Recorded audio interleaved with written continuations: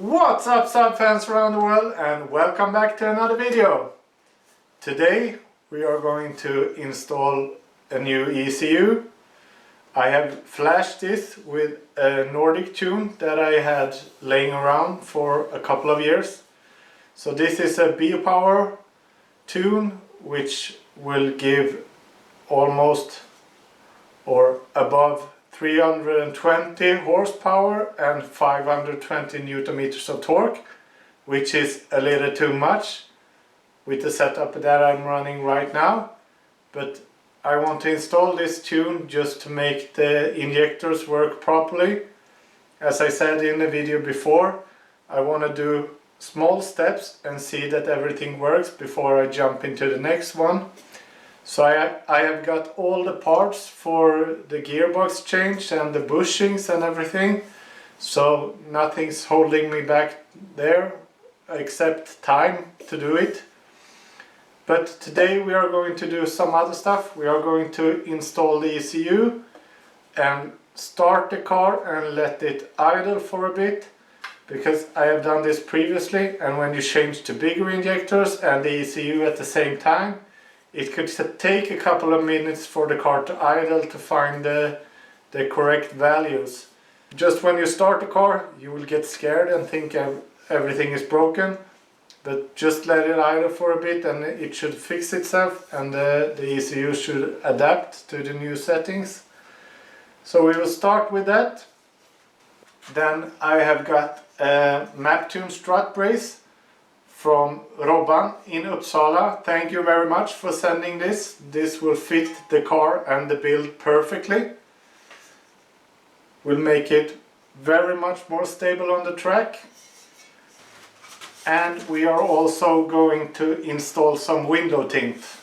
On all my cars I have window tint, because as it is stock, it's like the fishbowl life, and I don't want to live that. I feel more comfortable riding around with tint. So since this is a little bit more track focused car and a little bit on the exterior mods in the future, I have chosen to went with tint all the way. So I have gone with 20% for the rear windows and 35% for the front, so I can have good visibility out of all windows. Because on my black 9.3 I went with 2% on the back windows, and on sunny days it's no problem. During winter time it's almost hard to see out, which is not so good. So 20% will be almost like factory tint, a darker factory tint, and that together with 35% in the front I think will give a really good aesthetic look to the car. So we will start with the ECU and then we move on to the other stuff. Enjoy the video!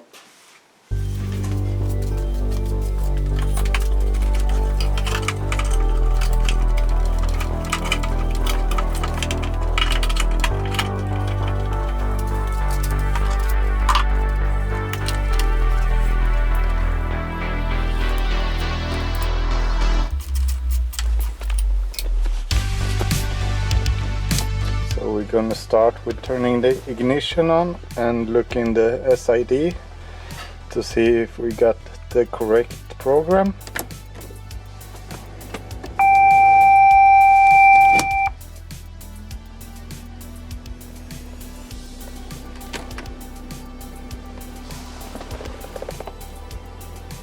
Working.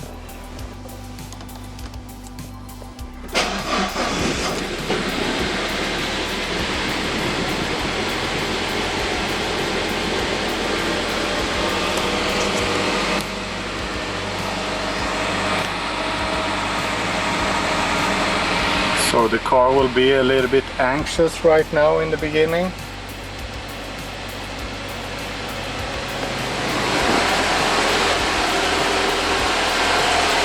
It's a really big difference from the first test that I did.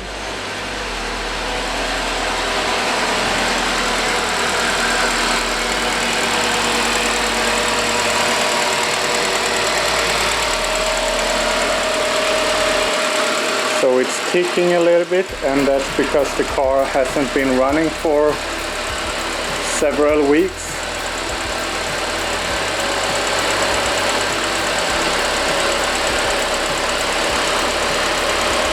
But in my opinion it seems to work.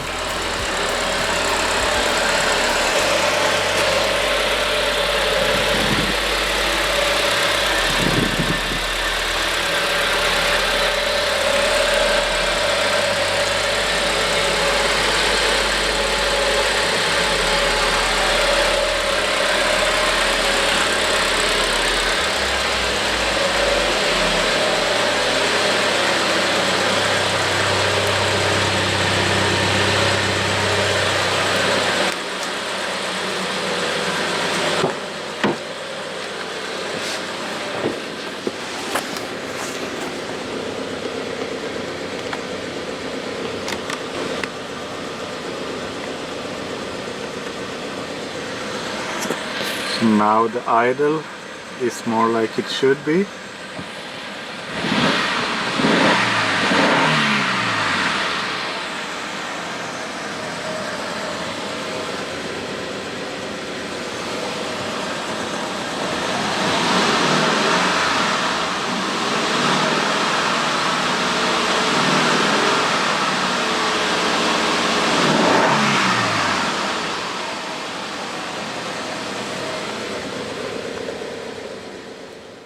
So the ECU is back in place, so now we're gonna start with installing the strut brace. There is just one thing to do before. It's super easy to install the strut brace. The car should be standing on the ground, all wheels on the ground, and you just have to loosen these screws, bolts, then put it in place and tighten them back down. The only thing is this little alarm piece right here. This needs to go, and you have to violently remove it. Then I'm going to take away this dampening mat as well, because on all my previous cars I have removed this, washed out the hood and then painted it underneath. I think it gives a more cleaner look, and you get some more engine noise in the car, so you know when the car is not sounding correct. You will know it quicker, so it's a good thing. So we're going to start by removing this mat right here and this piece right here, and then we can start install the brace.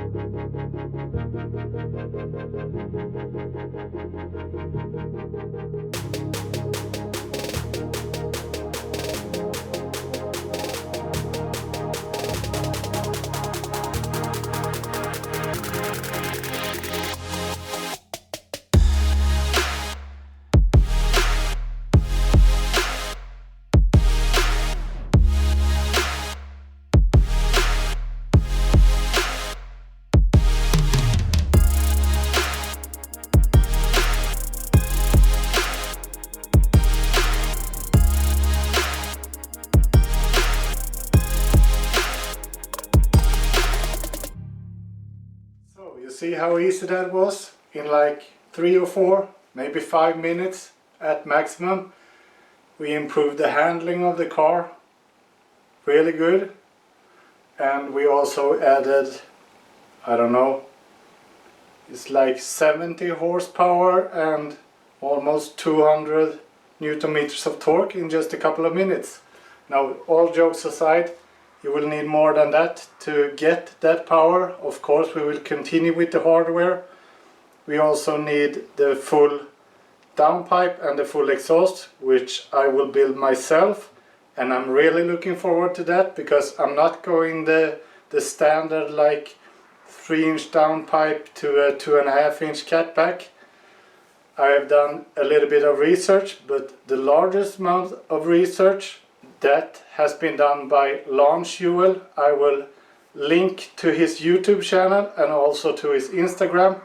He has done some real research and development on back pressure on specifically Saabs, and he has come to conclusions that shocked many, including me, that a 3-inch downpipe and a 2.5-inch catback will be too large of a back pressure, and the back pressure multiplies in the turbine of the turbo and then into the exhaust manifold, which make it harder for the combustion in the engine. So to make the engine work easier, you will have as low pressure, back pressure as possible, but there's a whole science behind back pressure in the exhaust and everything. You have like scavenging and other stuff that will come into play when you talk about this, but recommended for this type of horsepower, this turbo and especially Saabs, is a 3.5-inch downpipe and maybe a 3-inch catback exhaust, full flow. So that's what I'm aiming for. 3.5-inch downpipes is not commercially available because everybody is running stage tunes, so everybody is running the 3-inch downpipe, maybe the 3-inch full exhaust, but that will also build up too large of a back pressure and interfere with the combustions. So I will link to his channel and you can look yourself, because he has done some really amazing work, a lot of CFD analysis, and he got the facts. So if you go by I have talked to someone that talked to someone, or he says this is the best, or he says, that's maybe not based on facts. It's basically based on people's feelings, and feelings is not always correct. In most cases, facts is what's important. So we will go on facts and we will build large diameter, because this is going to be like a race car or fun to drive on the car road. So I will keep the stock exhaust, and before inspections I will switch to the stock exhaust, so I won't run into some inspection problems. But the other 14 months of the year will be pretty loud, and I also going to install a two-step.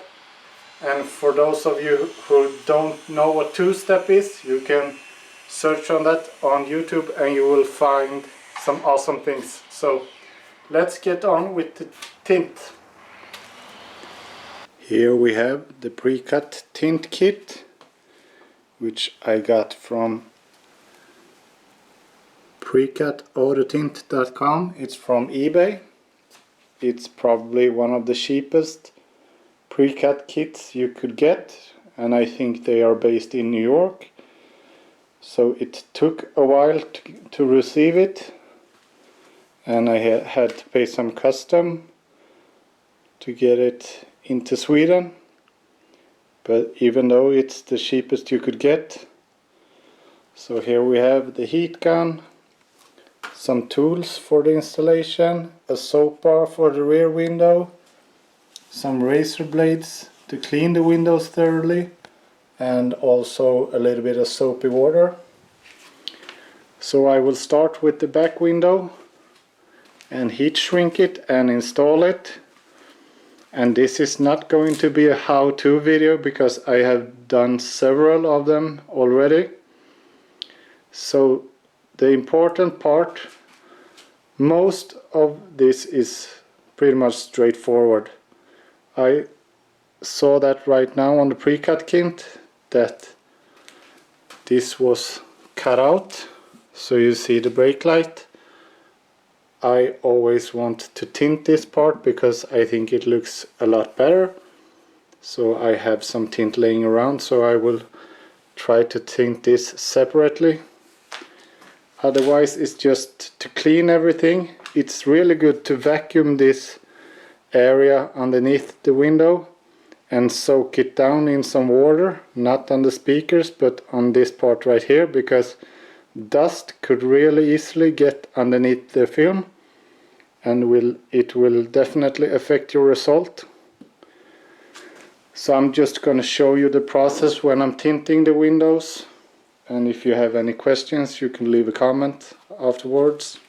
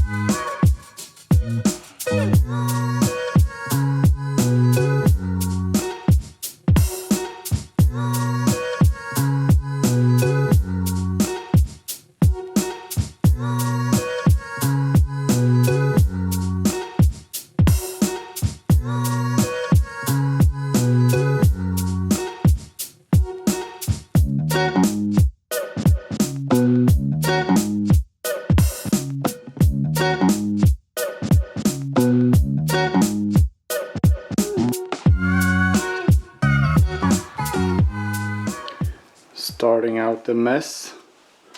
This is always a little bit tricky when you heat shrink the film, and here I went too hard on it so it cracked. I'm gonna try to install it anyway. Heat shrinking is always a little bit of a gamble.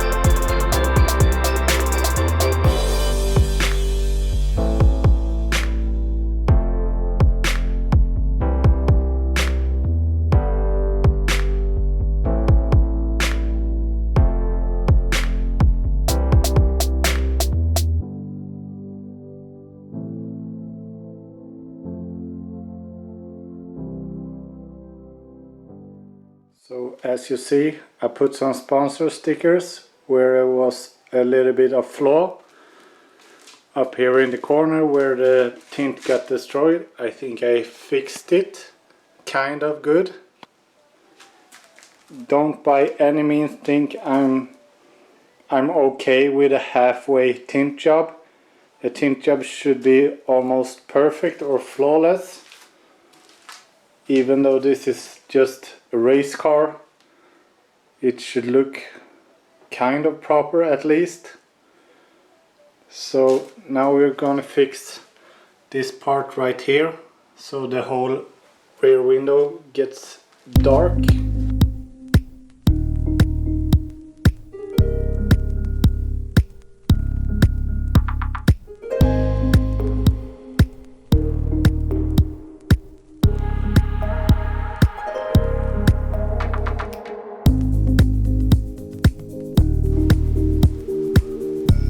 Right now you can see it's a little bit lighter tint for the brake light, so it will be very much more visible, but it gives the illusion that the whole window is black and there's no part up here that's missing, and it's going to look even darker when I put the plastic shield on it, or the cover.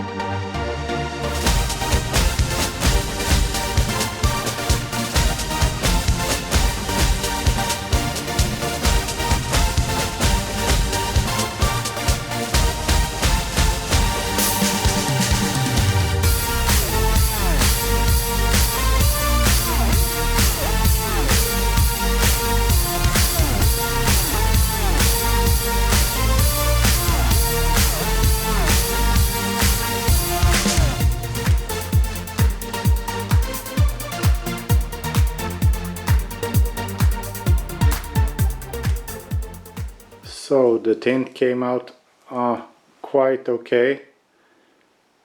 This film was really cheap and really crappy. I don't know if the company has chosen another brand or something. I have used their film before and it hasn't been this bad. It was really cheap. And cheap characteristics for tint is when you go through them really easily, like here. It was a scratch that turned into like a ripple, so I have to redo that window. Also here, this could be fixed with a little bit of heat, and like tomorrow when the tint is a little bit more dry behind, it will be okay. Same for the front window. I don't really know. It looks quite okay as long as you're inside. When you go outside in the sun, that's when you find out the real results. I think this tint got scratched really easily, and the better quality film is more scratch resistant. But either way, the car looks kind of dope from afar, and that was the goal.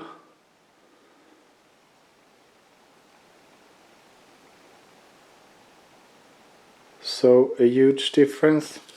I would say there are 3 things that will make up the looks on a car, and the 3 easiest things: it's rims, it's tint, and it's a lowering. If you got those 3, you could make mostly any car look kind of nice, at least. So of course it's too low in the front. I will fix that. So in the next video we will be starting with the gearbox change, dropping the subframe, changing the bushings in the subframe, and some other stuff that we need to do when the gearbox is down, and put the new gearbox in with the quiet differential and everything, flush the new gearbox, mount the new clutch, and all of that good stuff. And if I wasn't clear enough before when I talked about the tune, so this is a biopower tune, so you can run either E85 and get the high output, so it's like 320 horsepower and 520 newton meters, which is quite a lot when you're running stock internals. So until I have changed the rods and the pistons, I will go with just regular fuel, like 95 octane, and then the car will end up at like just below 300 horsepower and like 420, 440 newton meters, which is plenty, even though, but that's pretty much the limit for a standard T7 engine, I think. Some say it will hold up to 400 horsepower or like a lot more torque, but I guess the limit is somewhere there, 440 newton meters and 315 horsepower, something like that is the absolute maximum. Then you need to reinforce the engine. So in the next episode it will probably be split into different parts, because it's quite a big job and it's a heavy job. I'm not looking forward to it very much, but it needs to be done, and after that it's the exhaust build, and that I'm looking forward to a lot. So there is good things to come, and it's always nice to like paint the subframe and put in the new bushings. It feels so good in the soul. Either way, I hope you liked this video. Please subscribe to the channel, and I will see you very soon again. Bye. And yes, one more thing. We are almost at 5,000 subscribers, and that's amazing. Thank you all for subscribing, and I will see you in the next one. Bye.